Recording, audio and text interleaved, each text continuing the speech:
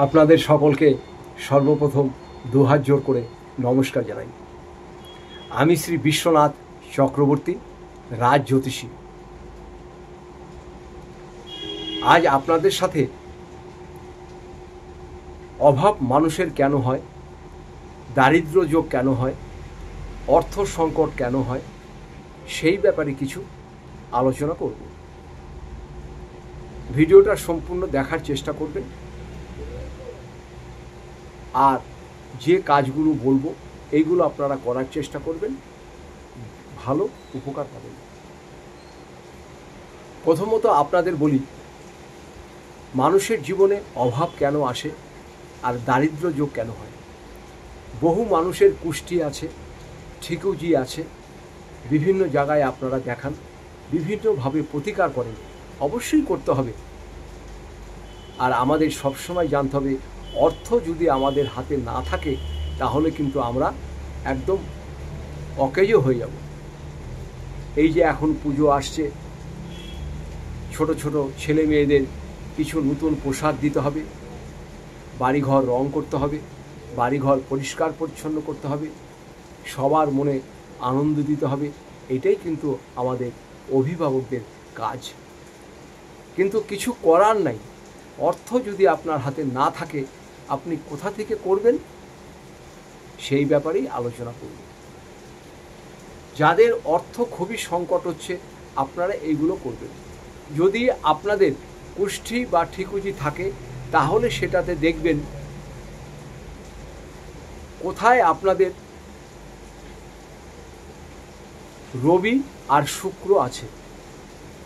রবি শুক্র যদি আপনাদের দ্বিতীয় স্থানে থাকে, সপ্তম স্থানে থাকে, অষ্টম স্থানে থাকে বা দ্বাদশ স্থানে থাকে, আপনাদের কিন্তু দারিদ্র যোগ হবে। এই দারিদ্র যোগে আপনার হাতে অর্থ আসবে না, অর্থ নিয়ে খুব সংকটে পড়বেন। সেই কারণে ভালো অভিজ্ঞ জ্যোতিষীর কাছে যে আপনারা পরামর্শ নেবেন।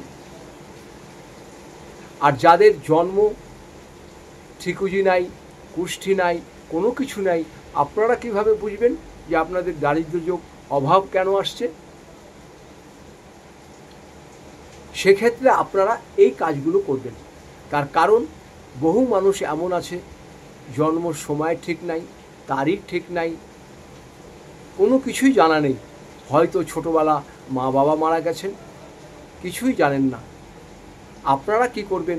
আপনারাও যে প্রতিকারটা আমরা বলবো সেটা আপনারা করবেন, আপনাদেরও খুব ভালো উপকার আপনারা পাবেন, এটা আমি আশা রাখি।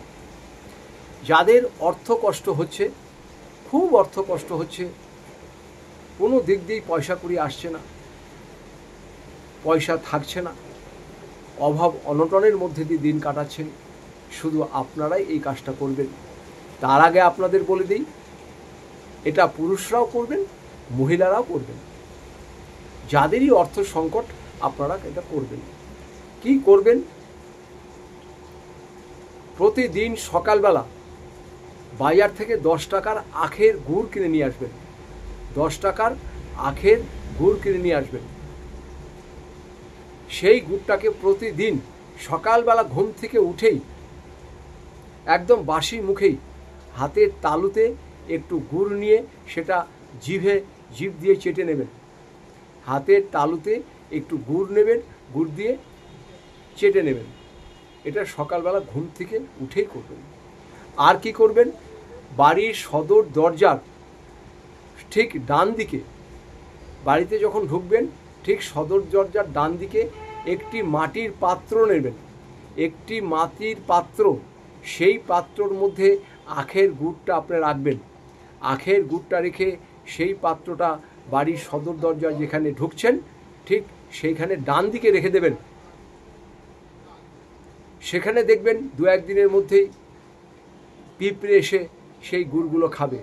পিঁপড়ে যত খাবে তত আপনার ভাগ্য ভালো হবে।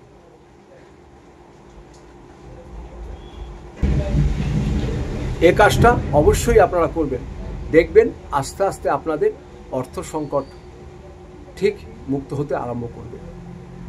আর একটু নিষ্ঠাভাবে চলবেন, একটু নিষ্ঠাভাবে চলবেন। আর একটি প্রতিকার আমি এর পরের ভিডিওতে বলবো, সেটা আরও খুব কার্যকারী, সেই ভিডিওটা শুনবেন। এই ভিডিওটা আমরা এখানেই শেষ করছি। এটা করুন, ভালো উপকার পাবেন। আর প্রয়োজনে আমার নিচের নাম্বারে আপনারা ফোনে যোগাযোগ করবেন, আমি আপনাদের পাশে সবসময় আছি। সবাই ভালো থাকবেন, সবাই সুস্থ থাকবেন। আপনাদের সকলকে আমি নমস্কার জানাই।